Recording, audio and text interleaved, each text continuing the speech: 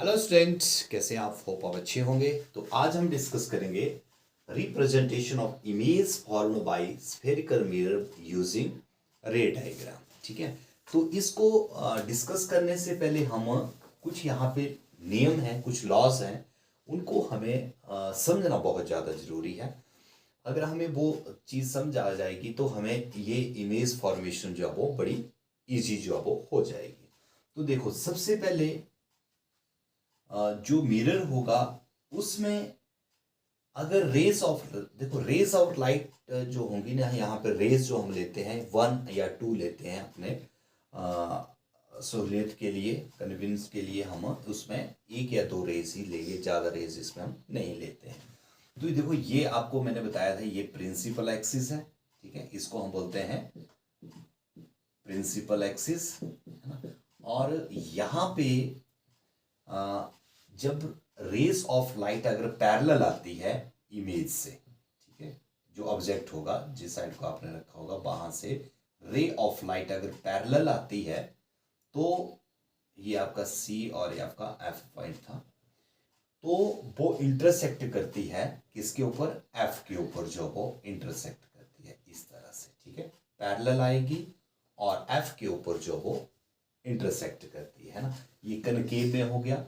और अगर आप कन्वेक्स में देखते हैं इस तरह से, तो नियम तो वो इसके लिए भी वो ही चलेगा, है ना। इसके लिए भी वही नियम चलेगा। यहाँ पे जैसे ये एफ है और ये सी है, तो मैंने बोला पैरेलल आएगी। अगर यहाँ से जैसे रेस पैरेलल आती है तो ये रिफ्लेक्ट जो होगी वो कैसे रिफ्लेक्ट होगी? एफ पे ही रिफ्लेक्ट जो होती है। तो इसको हम ऐसे वर्चुअल जो इसको इस तरह से शो करते हैं, है ना। तो इस तरह से ये रिफ्लेक्ट होगी फोकल पॉइंट से ही। सेकंड केस में अगर जो रे ऑफ लाइट अगर हम लेते हैं इससे फोकस, ठीक है, जो इसका फोकल पॉइंट है, अगर यहां पे आती है लाइट इस तरह से रे ऑफ लाइट, तो ये रिफ्लेक्ट होकर पैरेलल जाती है। ठीक है, अगर एफ पॉइंट से आती है तो ये पैरेलल जो है वो रिफ्लेक्ट हो जाती है। ठीक है, पैरेलल जो है वो जाती है। इस तरह से कन्वेक्स में भी ऐसे होगा, फोकस से आएगी, है ना, फोकस से आएगी, जैसे फोकस से इस ऐसे आएगी, ये यहां से हम ऐसे लेते हैं, इसको ऐसे शो करेंगे, फोकल से आएगी तो ये पैरेलल जो है वो रिफ्लेक्ट होगी। कन्वेक्स में भी ऐसे ही, है ना। और थर्ड केस में हम देखते हैं, थर्ड केस में अगर वो रे ऑफ लाइट आती है किस पॉइंट से? अगर वो आती है सेंटर से, ठीक है, अगर वो सेंटर से आएगी इस तरह से, तो वो सेंटर को ही वापस जो वो हो जाती है। अगर इस तरह से आएगी तो सेंटर से ही वो रिफ्लेक्ट हो जाती है।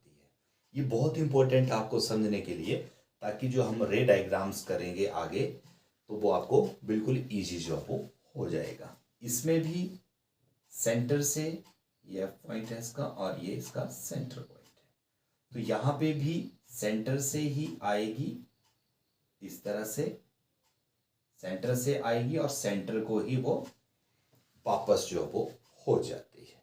ठीक है, और लास्ट जो कंडीशन है इसमें वो ये है कि जब रे ऑफ लाइट कहां से आती है, ये जो पोल है ना, पोल से आती है, पोल के ऊपर पड़ेगी ऐसे अगर, तो ये जो लॉ ऑफ रिफ्लेक्शन है उसी को ओबे करेगी यहाँ पे भी, यानी कि इसका जो इंसिडेंट एंगल है वो रिफ्लेक्टर एंगल के बराबर होगा। तो यहां से जिस एंगल के ऊपर ये पड़ेगी पोल पे, उसी एंगल के ऊपर यहाँ पे ये रिफ्लेक्ट भी हो जाती है। सेम वैसे ही ये रिफ्लेक्ट जो वो हो जाती है यहाँ पे भी। ठीक है, इसमें भी ऐसे ही होगा, जैसे यहाँ पे ये P के ऊपर पड़ेगी तो ये P से ही रिफ्लेक्ट जो वो हो जाएगी, इस तरह से यहाँ से ये रिफ्लेक्ट जो वो हो जाती है। ठीक है, तो ये कुछ नियम हैं इसके कि कौन सी रेस कहाँ पड़ेगी तो कैसे वो वापस हो जाएगी, है ना। ऐप पे पड़ेगी पैरेलल हो जाएगी, पैरेलल आएगी तो ऐप से क्रॉस करेगी, सेंटर से जा रही है तो सेंटर से ही वापस हो जाएगी, पी से इंटरसेक्ट पी के ऊपर पड़ेगी तो पी से वो सेम एंगल के ऊपर ही रिफ्लेक्ट जो वो हो जाएगी। तो नेक्स्ट वीडियो में हम इसको डिटेल में जो है वो स्टडी करेंगे, किस तरह से कहाँ इमेज ऑब्जेक्ट हम रखते हैं तो इमेज कैसा बनता है, कहाँ बनता है। तो तब तक के लिए थैंक यू।